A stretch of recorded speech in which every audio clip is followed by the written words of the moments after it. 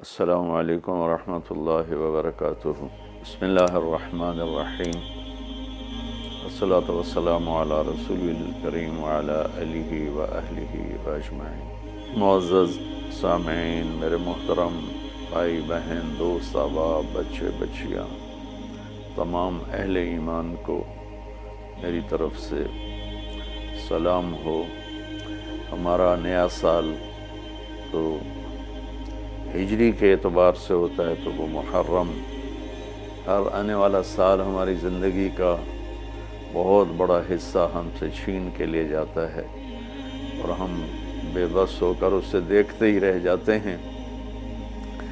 دنیا کی ہر چیز پر ہم نے اپنے پہرے بٹھائے ہوئے ہیں، لیکن وقت اور زندگی جو سب سے قیمتی سرمایہ ہے، روزانہ ہم سے گردش دوران، سورج اور چاند کی گردش، دن اور رات کا ہیر اور پھیر، کہ ہماری زندگی ہم سے چراتا چلا جاتا ہے۔ اللہ کا غیبی نظام ہماری زندگی سے ٹائم کو، وقت کو گھٹاتا چلا جاتا ہے، یہاں تک کہ ہر آنے والی وہ موت کو گلے لگا کر اللہ کے پاس پہنچ جاتا ہے۔ تو نئے سال کے حوالے سے دو باتیں کرنی تھی۔ واقعہ کربلا کے حوالے سے تو میرے کلپ کافی چل رہے ہیں، ایک حدیث پہلے سناؤں گا، اس کے بعد دو حدیثیں اور بس۔ میرے نبی نے ارشاد فرمایا کہ علموا اولادکم القرآن ومحبتی ومحبت اہل بیتی او کما قال۔ میرے نبی نے فرمایا کہ اپنی اولاد کو تین چیزیں سکھاؤ۔ ایک قرآن سکھاؤ کہ قرآن زندگی گزارنے کا طریقہ بتاتا ہے۔ میڈیکل سائنس ہو یا انجینئرنگ سائنس ہو یا کائنات کا کوئی بھی علم ہو، وہ انسان بننا نہیں سکھاتا۔ اناٹمی پڑھ کے ڈاکٹر بن جائے گا، انسان بننے کے لیے قرآن پڑھنا پڑے گا، سیکھنا پڑے گا۔ تاجر، سیاستدان، زمیندار، بادشاہ، بیگم، ملکہ، رانی، فقیراً فقیر، امیراً امیر، سب اس چیز کے محتاج ہیں کہ زندگی کیسے گزارنی ہے، اچھی زندگی جس پر اللہ بھی راضی ہو اور ہم بھی سکون سے رہیں، وہ قرآن ہے۔ کہ قرآن ان ھذا القرآن یہدی للتی ہی اقوم، یہ دعویٰ صرف قرآن کا ہے۔ میرا اللہ فرماتا ہے کہ صرف قرآن ہی ہے جو تمہیں صحیح زندگی گزارنے کا طریقہ بتاتا ہے۔ ہمارے گھروں کی زندگی انتشار کا شکار ہے، شادی ہوتے ہی طلاقیں ہو رہی ہیں، طلاقوں کی ریشو بڑھ رہی ہے کہ والدین اپنے بچے بچیوں پر صرف پڑھائی پڑھائی پڑھائی، اور ہمارے پاکستان میں پڑھائی تو ہے نہیں، صرف کاروبار ہے۔ تو بچے بچیوں کو پتہ ہی نہیں ہوتا جب شادی ہوتی ہے کہ زندگی کیسے گزارنی ہے۔ ایسے والدین کو بھی نہیں پتہ ہوتا کہ ہم نے اپنی اولاد کو کس بنیاد پہ کھڑا کرنا ہے۔ تو قرآن وہ زندگی بتاتا ہے جس پر چل کر ہر بڑا چھوٹا، بڑی چھوٹی خوشگوار زندگی گزار سکتے ہیں۔ تو آپ نے فرمایا کہ اپنی اولاد کو قرآن سکھاؤ۔ دوسرا فرمایا وہ محبتی، اور میری محبت سکھاؤ، کہ آپ نے فرمایا لن یؤمن احدکم حتی اکون احب الیہ من الناس وولدہ ووالدہ اجمعین۔ آپ نے فرمایا کہ اگر تم چاہتے ہو کہ تمہارا ایمان مکمل ہو تو میری محبت اپنی ذات سے، اپنے والدین سے، اپنی اولاد سے اور پوری دنیا کے انسانوں سے مجھے سب سے زیادہ پیار دو گے تو تمہارا ایمان مکمل ہوگا۔ تو اللہ کے نبی کی محبت کے بغیر ایمان کامل ہو نہیں سکتا۔ اب محبت کا کیا پیمانہ ہے، کیا معیار ہے؟ ایک ہم نے بنائے ہوئے ہیں، مختلف معیار بنائے ہوئے ہیں عشق رسول کے، محبت رسول کے، لیکن میں وہ معیار بتاؤں گا جو نہ میرا بتایا ہوا نہ کسی اور کا، وہ میرے نبی کا بتایا ہوا ہے کہ اللہ کے رسول سے پیار کرنے والے ہوتے کون ہیں۔ تو آپ وضو فرما رہے تھے، صحابہ آپ کے وضو کا پانی نیچے سے یوں بک بھر بھر کے کوئی پی رہا ہے، کوئی منہ تے لا رہا ہے، کوئی ہتھاں تے، کوئی سینے تے۔ تو آپ نے پوچھا ما یحملکم علی ھذا، بھئی یہ کیا کر رہے ہو، کیوں کر رہے ہو؟ کہ حبا للہ ولرسولہ۔ تو صحابہ نے عرض کی یا رسول اللہ آپ اور آپ کے رب کی محبت میں کر رہے ہیں۔ سبحان اللہ۔ تو ہم نے فرمایا کہ میں تمہیں بتاتا ہوں کہ مجھ سے محبت کرنے والا اور اللہ سے محبت کرنے والا کون ہے۔ ایڈا سستا سودا نہیں ہے کہ صرف میرے وضو دا پانی تسی پی لو تے تسی میرے عاشق بن جاؤ، کہ وہ میں تمہیں بتاتا ہوں کہ اللہ اس کے رسول سے محبت کا پیمانہ کیا ہے۔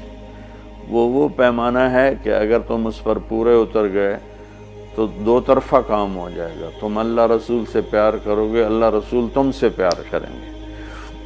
تو ہم نے فرمایا فَلْيَصْدُقِ الْحَدِيثَ إِذَا حَدَّثَ، جو مجھ سے اور میرے رب سے پیار کرتا ہے اس کی پہلی نشانی یہ ہے کہ وہ ہمیشہ سچ بولتا ہے، کبھی جھوٹ نہیں بولتا۔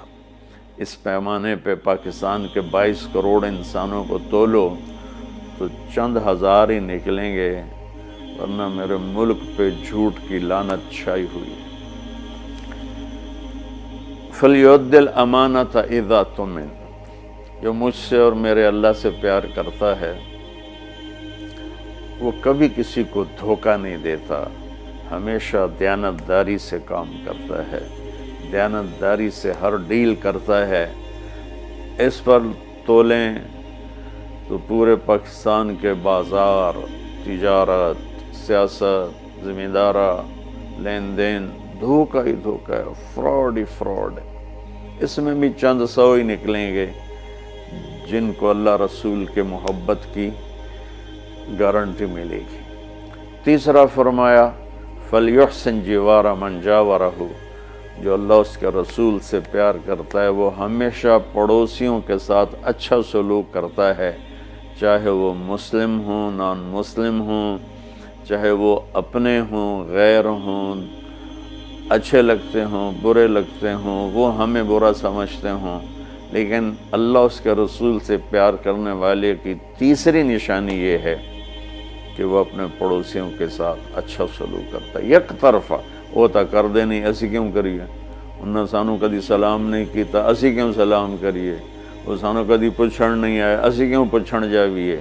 یہ عشق رسول کے دعوے دار تو ہو سکتے ہیں، اللہ کی بارگاہ میں ان کی کوئی گارنٹی نہیں ہے، یہ خارج ہیں۔ اور یہ بھی ہمارا سارا معاشرہ میں دیکھتا ہوں تو انتقامی معاشرہ ہے۔ ہمارے علاقے کی مثال ہے جی، قدمہ دے قدم ہون دن، کیا مطلب کہ جو ہمیں پوچھنے آئے گا ہم بھی پوچھنے جائیں گے، جو ہمیں سلام کرے گا ہم بھی سلام کریں گے، جو نہیں کرے گا تو ایسا کیوں کریے۔ یہ میرے ملک کے اخلاق یہ ہیں، اور میرے نبی فرما رہے ہیں کہ مجھ سے محبت کی تیسری نشانی یہ ہے کہ وہ یک طرفہ ہو کر اپنے پڑوسیوں کے ساتھ اچھا سلوک کرتا ہے۔ تو اس حوالے سے نیا سال شروع ہو رہا ہے، ہم قرآن سیکھیں، اللہ کے نبی کی محبت سیکھیں۔ تیسری چیز فرمائی وَمَحَبَّةَ أَهْلِ بَيْتِ، اور اپنی اولاد کو میرے اہل بیت کی محبت سکھاؤ۔ سبحان اللہ، اس کے بغیر نہ ایمان مکمل ہے، نہ زندگی مکمل ہے، نہ راستہ طے ہوگا۔ کہ آپ نے فرمایا غدیر خم کے موقع پر جب آپ حج سے واپس تشریف لا رہے تھے کہ میں تم میں دو بڑی بھاری چیزیں چھوڑ کے جا رہا ہوں، اگر ان کو مضبوطی سے پکڑ کے رکھو گے تو کبھی گمراہ نہیں ہوگے اور مجھ سے ملو گے۔ خلاصہ کے طور پر ایک میری کتاب اور ایک میرے اہل بیت۔ تو ہم نے قرآن کے ساتھ بھی ناانصافی کی ہے اور اہل بیت کے ساتھ بھی ناانصافی کی ہے۔ درد سے کہہ رہا ہوں یہ بات، میں فرقہ واریت سے بالا تر ہو کر یہ بات کر رہا ہوں کہ ہمیں اگر ان کے گھرانے سے پیار نہیں ہے تو وہ کیا ایمان ہے اور کیسا ایمان ہے۔ تو اللہ اس کے رسول نے جو محبت کی نشانی بتائی ہے وہ بھی میں نے بتا دی، اور جو اللہ کے نبی فرما رہے ہیں کہ 3 کام اپنی اولاد کو سکھاؤ: قرآن، میری محبت، میرے اہل بیت کی محبت۔ تو آؤ بھائی ہم اپنے ملک کے لیے بھی ایک اچھے پاکستانی بنیں، سچ بول کے، دیانتداری، محبت، ایثار، وفا، صحیح تولنا، صحیح بولنا، اور ماں باپ کی خدمت، بیوی کے ساتھ اچھا سلوک، اولاد کے ساتھ محبت، یہ سارے وہ چیپٹر ہیں جو اس وقت بالکل ادھورے پڑے ہوئے ہیں۔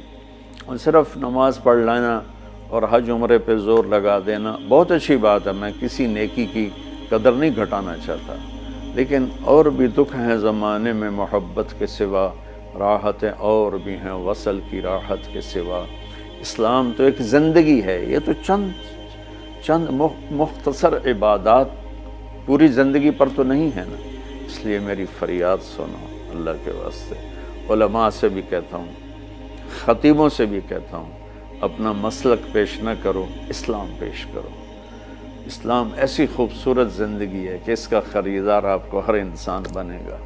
آپ سن لیں گے تو آپ کا احسان ہوگا، اب کر لیں گے تو آپ کی دنیا بھی بنے گی، آخرت بھی بنے گی، ورنہ فقیرانہ آئے صدا کر چلے، میاں خوش رہو ہم دعا کر چلے۔ وہ جو گیت تم نے سنا نہیں، میری عمر بھر کا ریاض تھا، میرے درد کی تھی وہ داستاں جسے تم ہنسی میں اڑا گئے۔ السلام علیکم ورحمۃ اللہ وبرکاتہ۔